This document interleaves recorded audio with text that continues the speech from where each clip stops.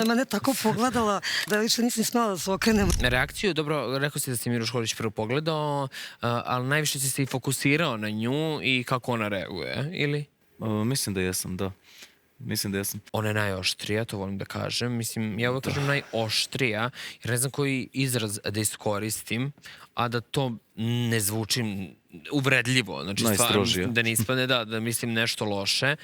Da, stroga je, prati sve. Prestroga baš. I ona je pevala. Naravno, ona mene tako pogledala jednog momenta da više nisam smela da se okrenem u njenom pravcu. Znači, Zašto? bukvalno. Mislim, ja ne Pa ne, mislim nego da... ono kao, znaš, Ali ono kao... ja nisam obraćao pažnje na to kakvi su pogledi i to. Ne. Ona isto pevala pesmu dok sam ja pevao. Tako da to sam isto ispratio. Nekad sam i zatvorio oči, ali momente što sam video, da.